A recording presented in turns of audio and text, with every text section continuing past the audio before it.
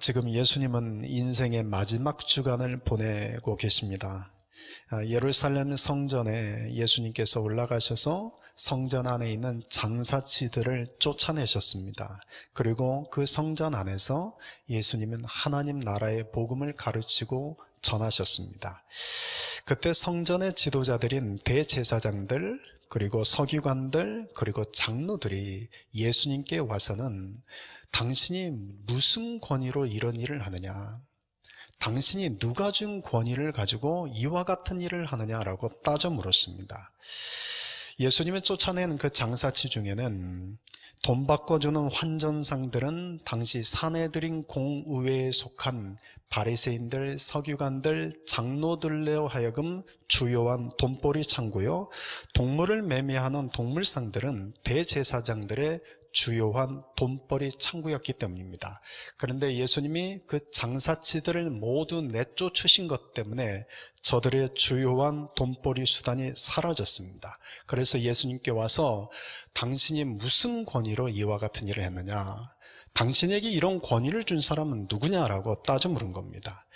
예수님께서 그들에게 악한 포도원 농부 비유를 통해서 너희들이 주인이신 하나님이 만든 포도원을 강탈하는 자들이요, 너희들이 선지자뿐만 아니라 심지어 하나님의 아들까지도 잡아 죽이는 자요, 결국 심판의 돌 위에서 심판을 받아 멸망받게 될 자들이라고 예수님은 굉장히 독설적으로 말씀하셨습니다. 서기관들과 대제사장들이 예수님의 이 비유가 자기들에게 하신 말씀이라는 것을 이들이 알았습니다. 그들이 이 예수님의 말씀이 자기들을 향한 말씀이라는 것을 알았을 때 어떤 반응을 일으키는지 오늘 본문에 들어가서 살펴봅시다. 19절입니다. 서기관들과 대제사장들이 예수의 이 비유는 자기들을 가리켜 말씀하심인 줄 알고 즉시 잡고자 하되 백성을 두려워하더라. 주님의 말씀이 지금 나에게 하신 말씀이라고 깨달아질 때, 주님의 말씀이 나에게 주신 말씀이라고 깨달아질 때 이에 대한 사람들의 반응은 언제나 크게 두 부류로 나누어집니다. 누가복음 3장에서도 세례 요한이 세례 받으러 나온 사람들에게 독사의 자식들아 라고 독설을 퍼부으면서 회개에 합당한 열매를 너희가 맺지 아니하면 결국 하나님의 심판의 동기가 너희를 찍어 불에 던질 것이다 라고 말씀했습니다. 그러자 그 말씀을 들은 무리들, 세리들, 심지어 군인들까지도 그 말씀 앞에서 이런 반응을 보였습니다. 우리가 무엇을 하리이까? 우리가 무엇을 하리이까? 사도행전 2장에서도 베드로가 예루살렘 성전 미문 앞에서 유대인들에게, 오순절을 지키러 오는 유대인들에게 복음을 전했습니다. 그때 그 말을 들은 사람들의 반응은 그들이 이 말을 듣고 마음에 찔려 베드로와 다른 사도들에게 물어 이르되 형제들아 우리가 어찌할꼬 하거늘. 주님의 말씀이 나에게 하시는 말씀으로 느껴질 때 우리가 무엇을 하리이까? 우리가 어떻게 하리이까? 라고 반응을 보이는 사람들은 예수님께 돌이켜 회개하고 결국 회개에 합당한 열매, 복음에 합당한 열매를 맺어가는 자들이 됩니다. 그러나 이와 반대로 주님의 말씀이 나에게 주시는 말씀으로 들려질 때 반감을 품게 되고 저항하는 자들도 있습니다. 누가복음 16장에서도 예수님께서 불의한 청지기 비유를 하시고 하나님과 재물을 겸하여 섬길 수 없다라고 말씀하자 이 말씀을 들은 바리새인들이 이 모든 것을 듣고 비웃거늘 저들은 예수님의 말씀에 대해서 비웃어버렸습니다. 사도행전 7장에서는 스데반 집사가 역시 동일하게 유대인들에게 복음에 대해서 선포할 때 그 복음을 들은 사람들의 반응은 그들이 이 말을 듣고 마음에 찔려 그를 향하여 이를 갈거늘, 다시 말하면 분노였습니다. 주님의 말씀이 나에게 주시는 말씀이라는 것이 깨달아지자 그 말씀에 대한 저들의 반응은 반감을 품고 저항을 하고 분노를 붓는 것이었습니다. 결국 스데반을 돌로 쳐 죽였습니다. 여러분, 주님의 말씀이 나에게 하신 말씀이요, 그래서 내 마음에 찔림이 있을 때 회개하고 예수님께로 더 가까이 나아가는 사람들이 있는가 하면 그 마음속에 그 말씀에 대해서 반감을 품고 비웃고 이를 갈고 분노함으로 예수님으로부터 더 멀어지는 사람들이 있습니다. 오늘 본문에도 이 대제사장들과 서기관들, 장로들, 다시 말해 이 종교 지도자들의 반응은 예수님의 이 비유가 자기들을 가리켜 말씀하심인 줄 알고 즉시 잡고자 하되, 다시 말하면 예수님의 이 말씀을 듣고 저들의 반응은 반감과 저항이었습니다. 그래서 예수님을 잡으려고 했습니다. 그런데 그렇게 하지 못했습니다. 그 이유를 본문은 백성을 두려워하더라. 다시 말하면 백성이 두려워서 예수님을 잡지 못했다는 겁니다. 여러분, 이 짧은 기록을 통해서 지금 대제사장들, 서기관들, 이 장로들, 소위 말해 당시 종교 지도자들이 그들의 마음의 중심에는 하나님이 없는 자들이라는 것을 보여줍니다. 이들의 마음의 중심에는 하나님이 없습니다. 이런 모습은 영적 지도자의 모습이라기보다는 흡사 정치 지도자와 같은 모습입니다. 영적 지도자와 정치 지도자는 여러분 근본적으로 다르죠. 영적 지도자는 하나님을 두려워하는 자들입니다. 반면 정치 지도자는 사람을 두려워하는 자들입니다. 영적 지도자는 하나님을 두려워해서 하나님을 기쁘시게 하기 위해서 노력합니다. 그래서 사도 바울은 갈라디아서 1장 10절에서 이제 내가 사람들에게 좋게 하랴, 하나님께 좋게 하랴, 사람들에게 기쁨을 구하랴, 내가 지금까지 사람들의 기쁨을 구하였다면 그리스도의 종이 아니니라. 데살로니가전서 2장 4절에서는 오직 하나님께 옳게 여기심을 입어 복음을 위탁받았으니 우리가 이와 같이 말함은 사람을 기쁘게 하려 함이 아니요 오직 우리 마음을 감찰하시는 하나님을 기쁘시게 하려 함이라. 그러면 이것이 영적 지도자의 모습입니다. 그러나 정치 지도자는 하나님이 아닌 백성을 더 두려워하는 자입니다. 그래서 하나님보다는 사람을 더 기쁘게 하고 사람의 마음을 얻기 위한 선심성 이야기를 많이 합니다. 그래서 결국은 자기의 뜻, 자기 목적을 이루어가는 것이죠. 그것이 정치인입니다. 그런데 오늘 본문에 보이는 이 대제사장들, 서기관들, 장로들, 소위 종교 지도자들은 지금 영적 지도자가 되어야 되는데 영적 지도자가 아닌 정치 지도자처럼 변질되어 있는 모습을 보게 됩니다. 다시 본문으로 돌아가서 20절을 봅시다. 이에 그들이 엿보다가 예수를 총독의 다스림과 권세 아래에 넘기려 하여 정탐들을 보내어 그들로 스스로 의인인 채 하며 예수의 말을 책잡게 하니, 예수님의 말씀을 듣고 마음에 저항과 반감이 생기는 이 종교 지도자들이 예수님을 잡으려고 모의를 합니다. 여기서 정탐들을 보내었다. 이 정탐꾼들은 마가복음 12장 13절을 보면 바리새인들과 헤롯 땅이라고 기록하고 있습니다. 여러분, 바리새인과 헤롯 땅 사람들은 결코 서로 손을 잡을 수 없는 사람들입니다. 바리새인들은 반로마적입니다. 로마를 반대하는 자들입니다. 그리고 헤롯을 반대하는 반헤롯파입니다. 반면 헤롯 땅은 돈을 주고 유다의 분봉왕의 자리에 앉은 헤롯과 그의 가문을 지지하는 친 헤롯 땅이요, 또한 친 로마파입니다. 그러니까 바리새인들과 여러분 헤롯 땅은 종교적으로 정치적으로 결코 한 배를 탈 수 없는 자들입니다. 그런데 오늘 예수님을 책잡으려 하는 일에 이들이 서로 손을 맞잡았습니다. 여러분, 이 모습을 통해서도 또 한 번 당시의 유대 종교 지도자들이 영적 지도자가 아닌 정치 지도자처럼 변질되어 있다는 것을 보여주는 겁니다. 영적 지도자와 정치 지도자의 근본적인 차이는 앞에서 말씀드린 것처럼 영적 지도자는 하나님을 두려워하기 때문에 하나님을 기쁘시기 위해서 하나님의 뜻을 이루어가려고 합니다. 반면 여러분, 정치 지도자는 사람을 두려워해서 사람을 기쁘게 하기 위해서, 사실은 정치 지도자가 사람을 두려워하는 것은 아니죠. 자신의 뜻과 자신의 목적과 자신의 야망을 이루기 위해서 사람들을 두려워하는 척하고 사람들이 기뻐할 만한 일들을, 사람들이 기뻐할 만한 말들을 하는 자가 바로 정치 지도자들이죠. 그런데 또 한 가지 특징이 있습니다. 여러분, 정치 지도자는 자신이 목적한 바를 이루기 위해서 수단, 방법 가리지 않습니다. 때로는 그것이 불법이라는 것을 알고 불이라는 것을 알면도 불구하고 자신이 목적한 바를 이루기 위해서 서심없이 거짓말을 하고 법을 어기고 불의를 행합니다. 그렇게 해서 자신의 목적과 자신의 야망을 이뤄갑니다. 그러나 영적 지도자는 여러분, 아무리 그것의 목적이 좋아도 수단, 방법을 가립니다. 그것이 불법이요, 그것이 불의한 것이라고 하면 그 불법과 불의를 행하지 않습니다.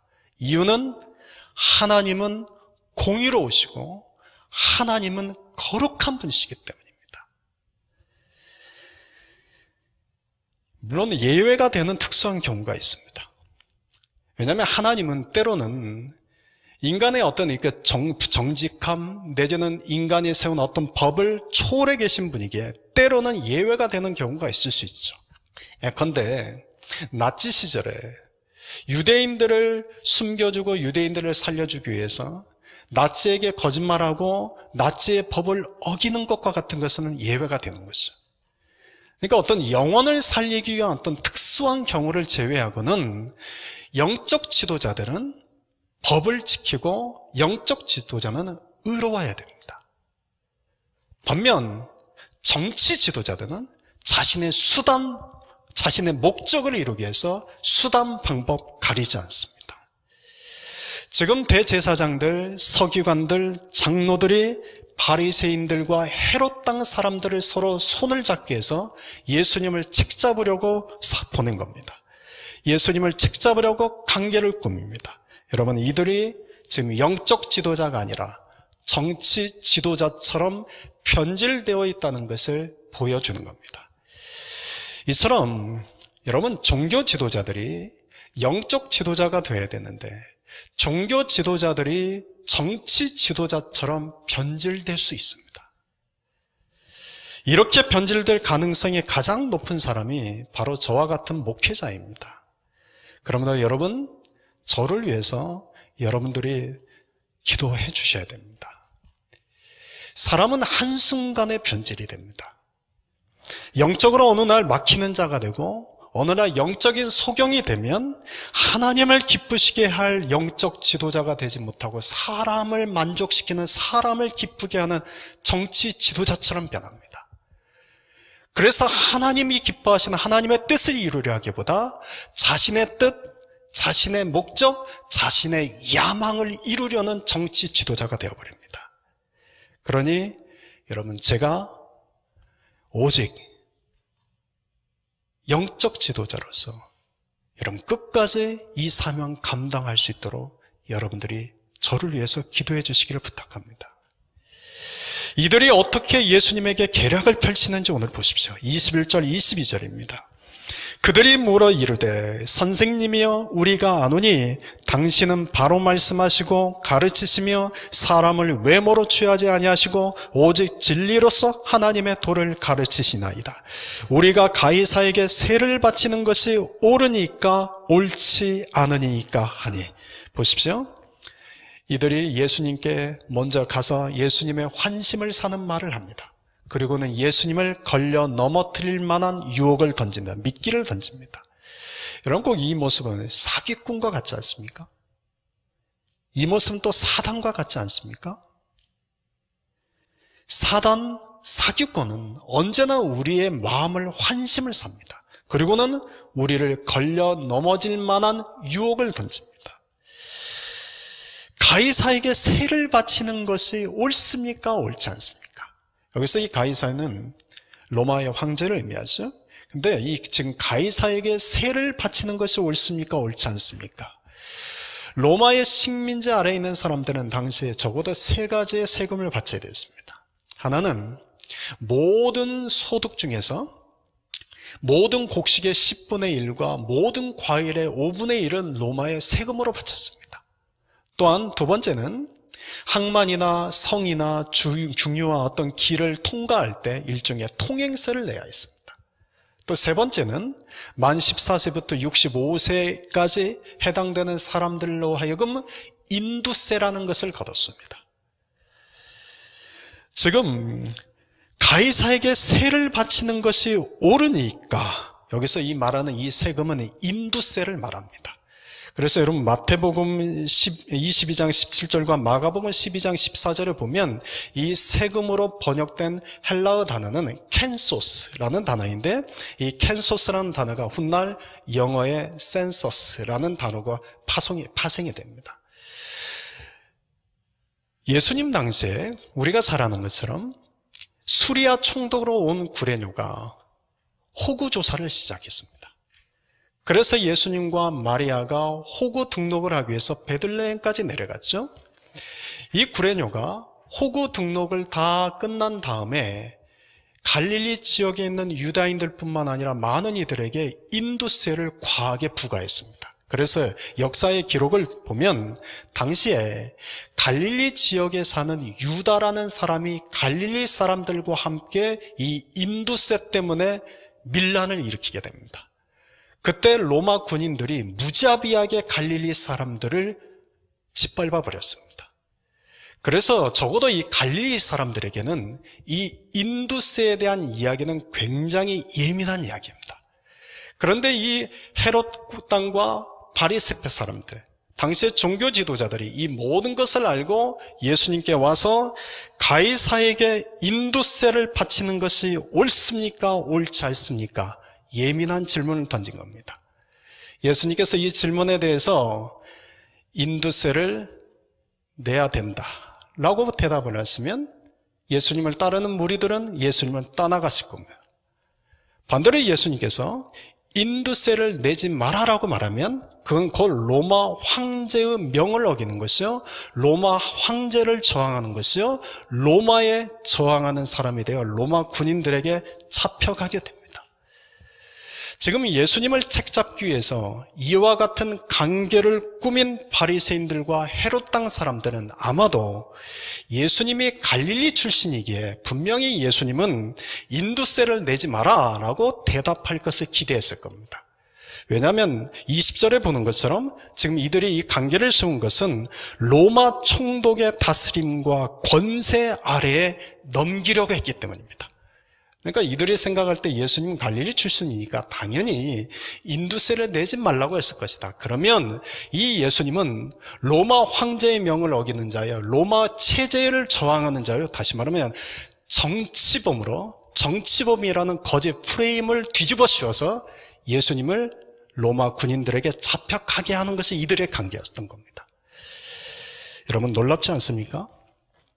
로마 군인들이 예수님을 잠재적 위험 인물로 생각하고 이런 정치적 거짓 프레임을 만들어 뒤집어 씌우는 것이 아니라 여호와 하나님을 믿는 자들입니다.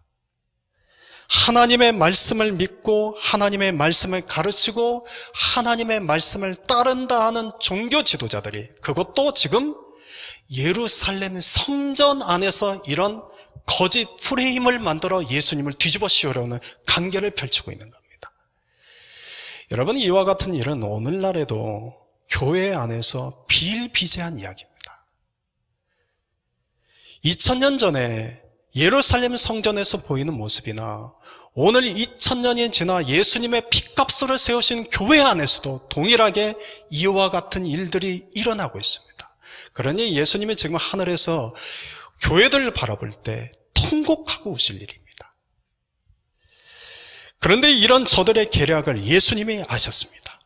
저들이 만들어 씌우려는 그 정치적 프레임이 무엇인지 예수님은 정확하게 꿰뚫고 계십니다. 그래서 예수님이 저들의 계략과 저들이 만들려는 이 정치적 프레임을 예수님이 그분의 지혜로 깨트리십니다. 그 내용이 23절부터입니다. 예수께서 그 관계를 아시고 이르시되 데나리온 하나를 내게 보이라. 누구의 형상과 글이 여기 있느냐? 대답하되 가이사의 것이니이다.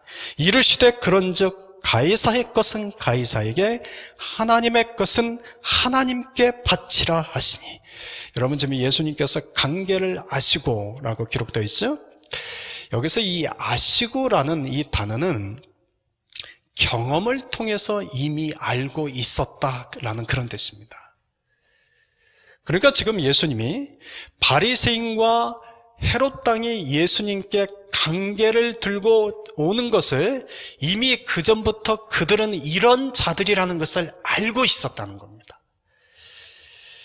여러분, 사람은 쉽게 변하지 않습니다.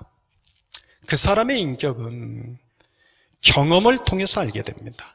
우리가 불의한 청지기 비유를 통해서도 보는 것처럼 내 인격은 내 삶에 반복되어지는 지극히 작은 일, 사소한 일에 어떻게 내가 살아가느냐를 통해서 내 인격이 형성이 됩니다. 내 삶 속에서 지극히 작은 일, 정말 사소한 일처럼 보이는 그 일이라 할지라도 성실함으로 충성을 다하는 삶을 살게 될 때 여러분, 그것이 나의 인격이 됩니다. 그런데 예수님 당시 이 종교 지도자들은 지극히 작은 일들에 대해서는 소홀하게 여겼습니다. 큰 일에 대해서만 중요하게 여겼습니다. 그래서 지금 이런 예수님이라는 사람 하나 없애는 것쯤은 불의와 불법이라는 관계를 행해도 대수롭지 않다고 여길 만큼 이들은 타락한 자들이었습니다. 예수님은 그들을 경험을 통해서 이미 알고 계셨습니다. 그래서 예수님께서 그들에게 데나리온 하나를 내게 보이라고 말씀하십니다. 그리고는 역으로 이렇게 질문하십니다. 누구의 형상과 글이 여기 있느냐? 데나리온에 새겨진 그 형상과 데나리온에 새겨진 그 글은 누구의 것이냐라는 질문이었어요. 데나리온은 당시 노동자들이 하루 품삯으로 받는 로마의 은전이었습니다. 이 로마의 은전인 데나리온의 앞면에는 월계관을 쓰고 있는 로마 황제 티베리우스의 얼굴의 형상이 새겨져 있습니다. 그리고 뒷면에는 그 티베리우스의 어머니인 리비아가 종려나무가지를 들고 신들의 보좌에서 평화롭게 앉아있는 모습이 새겨져 있습니다. 그리고 이 동전 앞면에는 가이사 티베리우스 신 아우구스투스의 존엄한 아들이라는 의미의 라틴어 글귀가 적혀 있고, 또 뒷면에는 최고의 제사장이라는 의미의 라틴어 글귀가 적혀 있었습니다. 그래서 예수님께서 이 데나리온은 누구의 형상과 누구의 글이 적혀 있느냐? 어려운 질문이 아니죠? 그래서 사람들이 가이사의 것이니다라고 대답합니다. 그래서 예수님이 그런즉 가이사의 것은 가이사에게, 하나님의 것은 하나님께 바치라 말씀하십니다. 여러분, 이 말씀을 우리가 이해할 때 여러분 잊지 않아야 될 것이 있습니다. 지금 예수님이 이 말씀을 하시는 장소가 예루살렘 성전 아닙니다. 여러분, 예루살렘 성전 안에서는 누구에게 바치는 것입니까? 하나님께 바치는 것입니다. 그런데 종교 지도자들이 그 예루살렘 성전 안에서 하나님께 바쳐야 할 그 거룩한 곳에서 하나님의 아들인 예수님을 책잡으려고 관계를 펼치고 있습니다. 가이사의 것은 가이사에게, 하나님의 것은 하나님께 바쳐라. 여러분, 엄밀하게 말하면 여러분, 가이사의 것은 하나님의 것입니까? 아닙니까? 가이사의 것도 하나님의 것이죠. 이 세상에 하나님의 것 아닌 것 없습니다. 우리가 지난주 포도 농부들 비유를 통해서도 본 것처럼 하나님께서 이 세상이라는 포도원을 만드셨습니다. 그러니 이 세상이라는 포도원의 주인은 하나님이시여, 이 세상이라는 포도원에 맺히는 모든 수확은 다 하나님의 것입니다. 그러니까 이 세상의 문화, 이 세상의 문명도 다 하나님의 것입니다. 하나님의 것 아닌 것 아무것도 없습니다. 그런데 문제는 이겁니다. 가이사의 것도 하나님의 것이지만 하나님은 아무거나 받는 분이 아니십니다. 가이사의 것은 하나님의 것이지만 하나님은 가이사의 것은 받지 않는 분이십니다. 여러분, 우리가 이것을 놓치면 안 됩니다. 지금 예수님께서 왜 이 말씀을 하시는지를 우리가 기억하셔야 됩니다. 여러분, 모든 것은 다 하나님의 것이지만 하나님은 아무거나 받으시는 분이 아닙니다. 창세기 4장에 가인과 아벨이 하나님께 제물을 드렸습니다. 그런데 하나님이 가인과 그의 제물은 받지 않으셨지만 아벨과 그의 제물은 받으셨습니다. 이것을 히브리서 11장 4절에서는 믿음으로 아벨이 가인보다 더 나은 제사를 드렸기 때문이라고 말씀하십니다. 여러분, 하나님은 아무거나 받으시는 분이 아닙니다. 우리가 요즘 하나님에 대해서 우리가 성경을 통해서 알아가고 있는 중인데, 여러분은 기억하셔야 될 것은 하나님은 아무거나 받으시는 분이 아닙니다. 하나님은 결코 우리에게 구걸하시는 분도 아닙니다. 하나님은 우리가 먹다 남은 찬밥, 오래된 반찬 던져줘도 그냥 기쁘게 받으시는 그런 분이 아닙니다. 말라기 시대에 이와 같은 일들이 성행했습니다. 사람들이 하나님께 드릴 제물을 아무거나 드렸습니다. 그래서 말라기서에 보면, 말라기서를 보십시오. 1장 7절에 너희가 더러운 떡을 나의 제단에 드리고도 말하기를 우리가 어떻게 주를 더럽게 하였나이까 하는도다. 이는 너희가 여호와의 식탁은 경멸히 여길 것이라. 여러분, 모든 것이 다 하나님의 것입니다. 좋은 떡도 하나님의 것이요, 더러운 떡도 하나님의 것입니다. 그러나 하나님이 더러운 떡은 받지 않으십니다.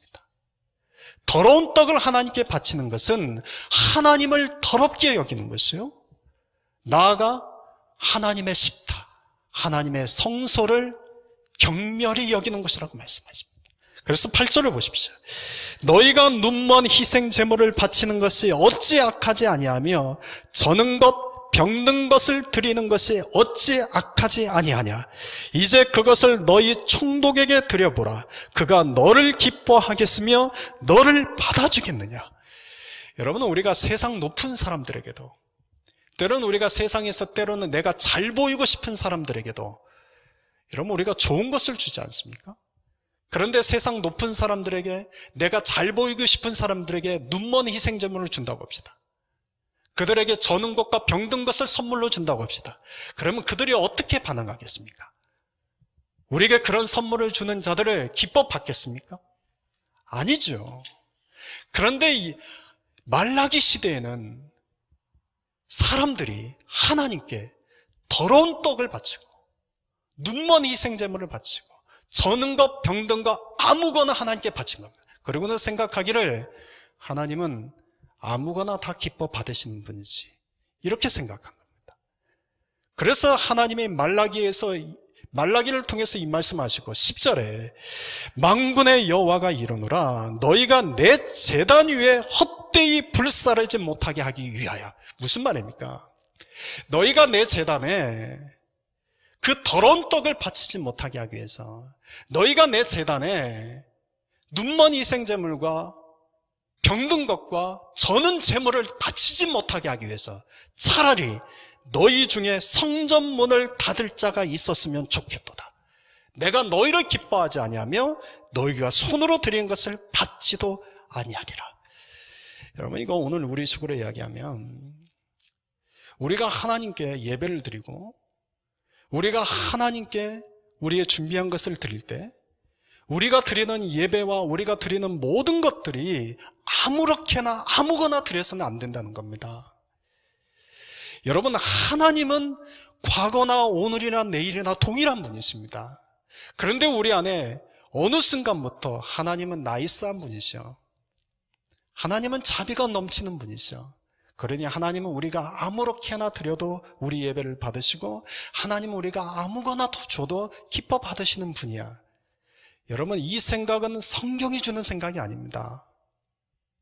하나님으로부터 오는 생각이 아닙니다. 우리 안에 잘못 주입된 생각입니다. 여러분, 우리가 드리는 이 예배 중에 얼마든지 하나님이 우리가 드리는 이 예배를 하나님이 역겨워하셔서 차라리 그 예배를 멈춰버려라. 너희가 지금 예루살렘 성전에 와서 이와 같은 더러운 떡을 나에게 바치고 눈먼 희생제물을 바치고 저는 것과 병든 제물을 나에게 바치려면 차라리 제사를 멈춰버려라. 지금 그렇게 말씀하시는 겁니다. 가이사의 것은 분명 하나님의 것입니다. 그러나 가이사의 형상과 글이 새겨진 가이사의 것을 하나님은 받지 않으십니다. 하나님은 더러운 것, 눈먼 희생제물, 병든 것, 저는 것 아무거나 받으신 분이 아닙니다. 그런 것을 바치려면 차라리 예배를 멈춰버려라. 차라리 그럴 거면 성전 문을 닫아버려라. 주님이 이렇게 말씀하시는 겁니다. 하나님은 여러분 믿음으로 우리가 최상의 것을 드리기를 원하십니다. 그런데 우리 중에 이렇게 반문하실 수 있는 분 있지 않겠습니까? 예수님도 두렙돈을 바친 그 여인을 기뻐하지 않으셨습니까? 예, 맞습니다. 여러분, 두렙돈을 바친 그 과부는 여러분 동전 몇 nhập 그냥 던진 것이 아니라 그 과부에게 있어서만큼은 그가 가진 최상의 것을 하나님께 드린 겁니다. 그래서 하나님이, 예수님이 그 과부의 두렙돈을 기뻐하신 겁니다. 홈리스가 있다고 합시다. 홈리스가 자기가 갖고 있는 빵은 오래된 빵밖에 없습니다. 그런데 하나님께 뭔가를 드리고 싶은 겁니다. 오래돼서 정상적인 사람이면 먹을 수 없는 그 더러운 빵이지만 그 홈리스가 가지고 있는 그것밖에 없어서 하나님께 바친다고 합시다. 그럼 하나님은 이것은 기뻐 받으실까요? 기뻐 받지 않으실까요? 하나님은 여러분 기뻐 받으십니다. 왜요? 그 홈리스에게는 그게 그의 최상의 것입니다. 그런데 우리는 다르지 않습니까? 우리는 다르지 않습니까? 종교 지도자들은 다르지 않습니까? 성도들은 다르지 않습니까? 그런데 달라야 되는데 다르지가 않는 겁니다.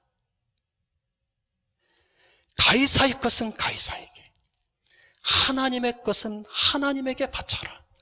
하나님은 아무거나 받지 않으신다는 겁니다. 여러분, 가이사의 것에는 가이사의 형상과 가이사의 글귀가 적혀 있습니다. 그러면 하나님의 형상과 하나님의 글귀가 적혀 있는 것은 어디겠습니까? 하나님의 형상과 하나님의 글이, 하나님의 말씀이 적혀 있는 것은 무엇이겠습니까? 여러분, 결론부터 말씀드리면 택함 받은 백성인 그리스도인들입니다. 저와 여러분들입니다. 창세기 1장 27절을 보십시오. 하나님이 자기 형상 곧 하나님의 형상대로 사람을 창조하시되. 여러분, 우리는 우리 영혼에 하나님의 형상이 새겨진 자들입니다. 그런데 우리가 죄 때문에 우리 영혼에 새겨진 이 하나님의 형상이 지워져 버렸습니다. 우리 안에 있는 이 하나님의 형상이 무너져 버렸습니다. 그런데 예수님을 통해서 다시 우리 안에 하나님의 형상이 회복하게 하셨습니다. 다시 예수님을 통해서 우리 안에 지워져 버린 하나님의 형상을 새롭게 새겨 놓으셨습니다. 그게 바로 그리스도입니다. 그래서 고린도 후서 5장 17절에 보면 그런즉 누구든지 그리스도 안에 있으면 새로운 피조물이라. 그리스도 예수 안에 있으면 새로운 피조물이라. 그리스도 예수 안에 있으면 예수님이 다시 새롭게 그 영혼에 지워져 버린 하나님의 형상을 새겨 놓으셨다는 겁니다. 그래서 새로운 피조물이라는 겁니다. 또한 그리스도인은 여러분 하나님의 말씀과 복음이 내 마음판에 새겨진 사람입니다. 예레미야서 31장 33절을 보십시오. 내가 나의 법을 그들의 속에 두며 그들의 마음에 기록하여 나는 그들의 하나님이 되고 그들은 내 백성이 될 것이라. 고린도후서 3장 3절 너희는 우리로 말미암아 나타난 그리스도의 편지니 이는 먹으로 쓴 것이 아니요 오직 살아계신 하나님의 영으로 쓴 것이며 또 돌판에 쓴 것이 아니요 오직 육의 마음판에 쓴 것이라. 여러분, 따라서 그리스도인은 복음 안에서, 그리스도 안에서 내 영혼에 하나님의 형상이 다시 새롭게 새겨진 자들이요, 내 마음판에 하나님의 말씀과 복음이 새겨진 자들입니다. 그래서 우리는 말씀과 복음 앞에서 내 마음이 떠는 겁니다. 그래서 우리는 그 말씀과 복음 앞에서 우리가 기뻐하기도 하고, 그 복음과 말씀 앞에서 때는 슬퍼하기도 하고, 때는 그 말씀과 복음 앞에서 회개하고 돌이키기도 하는 것이죠. 왜냐하면 내 마음판에 하나님의 말씀과 복음이 새겨져 있기 때문입니다. 이방인들도 하나님의 소유입니다. 그런데 여러분, 이방인들의 영혼에는 하나님의 형상이 새겨져 있지 않습니다. 이방인들의 그 마음판에는 하나님의 말씀과 복음이 새겨져 있지 않습니다. 그래서 이방인은 하나님이 받으실 수가 없습니다. 그러나 우리는 내 영혼에 하나님의 형상이 다시 되새겨져 있고 내 마음판에 하나님의 복음이 새겨져 있게 하나님이 우리를 받으십니다. 그러니 가이사의 것은 가이사에게, 하나님의 것은 하나님에게 바쳐라. 무엇을 바치라는 겁니까? 바로 우리를 바치라는 겁니다. 그리스도인들은 내 생명, 내 소유, 내 시간, 내 재능, 나의 모든 것을 하나님께 바치는 자들입니다. 하나님의 것이기 때문입니다.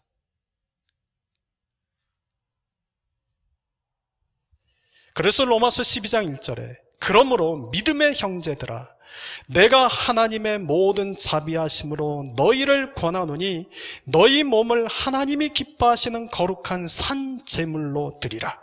이는 너희가 드릴 영적 예배니라.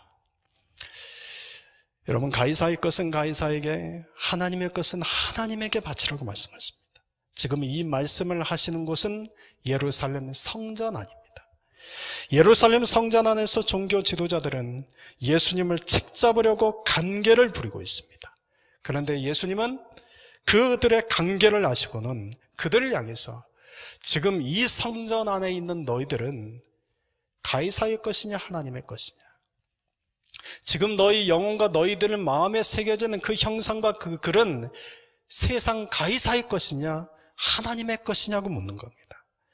지금 너희들은 하나님이 바쳐질 만한 그런 거룩한 자들이냐라고 되묻고 계시는 겁니다. 사랑하는 성도 여러분, 오늘도 우리가 성전 안에서 하나님을 예배합니다. 하나님 안에서 우리가 예배하는 우리들에게 하나님 우리에게 이렇게 다시 되물으십니다. 너희 영혼과 너희 마음판에 새겨진 것은 무엇이냐? 너희는 하나님이 받으실 만한 그런 거룩한 자들이냐? 묻고 계시는 겁니다. 마지막 26절입니다. 그들이 백성 앞에서 그의 말을 능히 책잡지 못하고 그의 대답을 놀랍게 여겨 침묵하니라. 여러분, 유다의 모든 종교 지도자들은 예수님을 잡으려고 그들의 지혜, 그들의 능력을 총동원해서 예수님을 걸려 넘어질 만한 계략을 세웠습니다. 그런데 보십시오. 그들의 지혜, 그들의 능력으로 예수님을 잡으려는 그들의 간계는 결국 예수님의 지혜, 예수님의 능력 앞에서 수포로 끝이 났습니다. 실패했습니다. 여러분, 대제사장들, 서기관들, 바리새인들, 장로들, 그게 누가 됐든 어떤 종교 지도자들이든 또 그가 누가 됐든 어떤 정치 지도자들이든 그들의 지혜와 능력으로는 결코 예수님을 붙잡을 수 없습니다. 그런데 여러분, 우리가 잘 아는 것은 이제 며칠 후에 예수님은 잡히십니다. 그리고 예수님은 그들에게 신문을 당하십니다. 그리고 십자가에 달려 죽으십니다. 예수님의 지혜와 예수님의 능력으로는 결코 잡히실 수 없는 분이에요. 예수님의 지혜와 능력으로는 결코 십자가에 질 수 없는 분임에도 불구하고 예수님께서 저들에게 잡혀주시고, 예수님께서 저들에게 신문 당하여 주시고, 예수님께서 저들에게 십자가에 달려 죽어주십니다. 왜 그렇겠습니까? 무엇 때문입니까? 저와 여러분을 살리기 위해서입니다. 저와 여러분 안에 지워져 버린 하나님의 형상을 다시 새겨주시기 위해서요. 저와 여러분 마음판에 이 하나님 나라의 복음을 새겨주시기 위해서입니다. 그래서 우리가 가이사의 것으로 살아가지 않고 하나님의 것으로 살아 하나님께 바쳐지는 인생이 되게 하기 위해서입니다. 그래서 예수님이 그 길을 걸어가신 겁니다. 가이사의 것은 가이사에게, 하나님의 것은 하나님에게 바쳐라. 사랑하는 성도 여러분, 이 장면을 마지막으로 한번 상상해 보십시오. 지금 예루살렘 성전 안에 종교 지도자들이 모여 있습니다. 그리고 예수님을 따르는 제자들이 있고 수많은 무리들이 그곳에 있습니다. 그들은 모두 다 지금 유월절 절기를 지키기 위해서 지금 성전 안에 있는 자들입니다. 그들은 모두 다 유월절 제물을 하나님께 바칠 자들입니다. 그런데 그들 중에는 하나님이 받지 않으시는 자들이 있고, 그들 중에는 하나님께서 기뻐 받으시는 자들이 있습니다. 가이사의 것은 받지 않으십니다. 하나님의 것만 하나님이 받으십니다. 오늘 우리가 이렇게 예배를 드리고 우리가 매주 주님 앞에 모여서 예배 드릴 때, 여러분, 우리의 예배를 여러분 하나님이 기뻐 받으시는 사람이 있는가 하면 하나님이 받지 않으실 사람도 있다는 겁니다. 사랑하는 성도 여러분, 저와 여러분은 이미 예수 그리스도께서 십자가에 흘리신 그분의 보혈로 우리의 영혼에 하나님의 형상을 되새겨 놓으신 사람입니다. 또한 우리의 마음판에는 하나님 나라의 복음을 새겨 놓으신 자들입니다. 우리는 가이사의 것이 아닙니다. 우리는 하나님 나라의 것입니다. 하나님의 것입니다.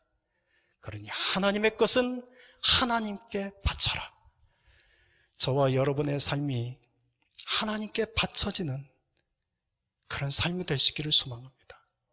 웨스터민스터 소요리 문답에 보면 인간의 제일 되는 목적이 무엇인가? 사람의 첫째되는 목적이 무엇인가라고 질문합니다. 여기서 이 인간은 단순한 모든 인간을 의미하기도 하겠지만 좀 더 구체적으로 말하면 예수 그리스도를 통해서 하나님의 것 된 사람들의 제일 되는 목적이 뭐냐? 복음 안에서, 그리스도 안에서 하나님의 자녀가 된 사람들의 제일 되는 인생의 목적이 뭐냐라는 질문입니다. 그 질문에 대한 대답은 이겁니다. 사람의 제일 되는 목적은 하나님을 영화롭게 하는 것과 영원토록 하나님을 즐거워하는 것입니다. 사랑하는 성도는 이것이 우리가 우리의 삶 속에서 올려드릴 거룩한 산 제사입니다. 이것이 우리가 드릴 영적 예배입니다. 저와 여러분의 삶이 하나님께 마땅히 드려지는 영적 예배의 삶을 살아갈 수 있기를 소망합니다. 기도하겠습니다.